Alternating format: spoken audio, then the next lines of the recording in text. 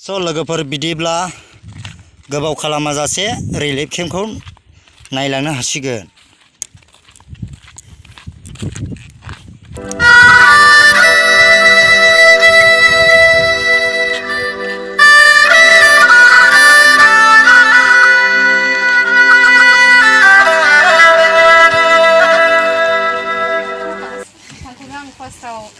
साबायखर बावनो सानो आरो बिथां नङाबाथ' आं बिथांखिनि माने दा जा एसे खालामनो सानदों नोंथांमोननि थाखाय बेखिनिखौ आं हानाय नङामोन आरो ना। प्रकाशआनो गासैबो मेनेजखौ गासैखौबो माने बिथाङानो खालामजोबदो। बिथाङानो माने आंनि जि एसे हेल्प होनाय बेयावहाय बिथांनिनो गोबां माने हेफाजाब दङ आरो बेखायनो बिथांखौ आं गिबियावनो साबायखर बावहरो आरो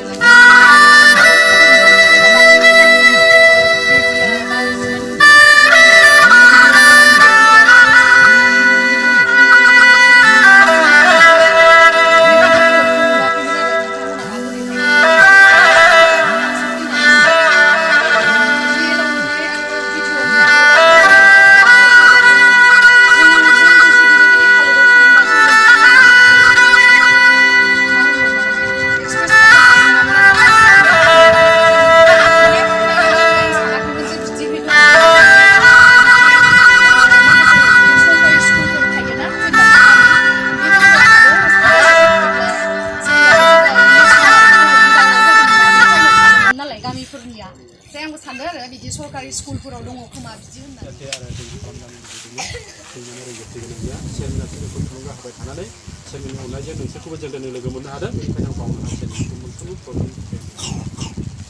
होननानै दा नोंथांमोना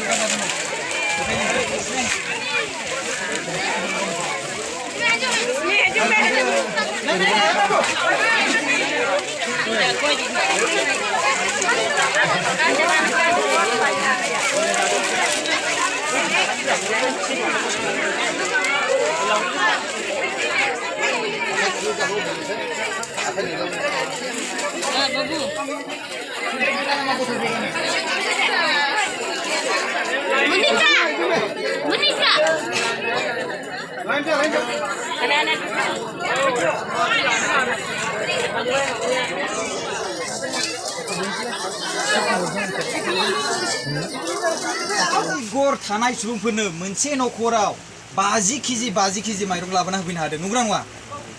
बे नंगौना नङा? सैथो ना? स' बिनि थाखाय जों गोजोननाय थायो।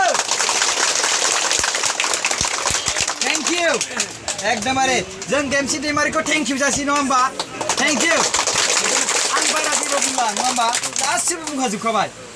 अन्नाय आरो सिबिनाया जोंनि बर' हारि आरो जोंनि बड'लेण्डनि जेसेबांखिनि बिटिआर हालामाव दं आं बिसोरनि थाखाय अराय सम जेसेबांखिनि हायो नाजागोन आरोना। आंनि थांखिया मा? आं माने दा जोङो माने बे सेंग्रा बैसोआव जि हायो गोसोखौ रायजो राजा जोंनिया मा जिउआव ना भगबाननिया जोंना मा खोथाया भगबानखौ जों गोजोन होनोब्ला जों गावजों गाव मदद खालामलायबानो जों जुदि सोरनिबा गोसोखौ गोजोन होनो हायोब्लानो होमब्ला जों भगबानखौ गोजोन होनो हाबाय होननानै बेखौ सानो आरोना नङा होमबा? बेनो बाथ्रा थांखिया बेनो जोंना जिउआवहाय जोङो गावजों गाव गोजोन होलायनांगौ बेनो बास। आं जुदि मोजां खामानि मावदोंब्ला सोरबा सासे मानसिनि गोसोखौ गोजोनग्लाय होनो हादोंब्ला बास बेनो जाबाय कि बै मानसिया जुदि आंनि खामानि मावनायजों गोजोनदोंब्ला अब्ला नोंनि गोसोआनो पुण्य जाबाय। नंगौना नङा बेयो? आं बे बाथ्राखौनो बुंखागोन आरोना जुदि सापस हमना ला आङो जुदि सोरनिबा थाखाय खामानि मावनानै होदों आरो बे सुबुंनि गोसोआ गोजोनबाय बास दिनै आं बिथांखौ हेफाजाब होबाय बिथाङा गोजोनबाय स' इसोरा गोजोनबाय बिकज आं बिथांनि गोसोखौ गोजोन होनो हाबाय। नंगौना नङा? स' खेबसेबाव आं लास्टआव बेखौनो बुंबावगोन जय बड'लेण्ड!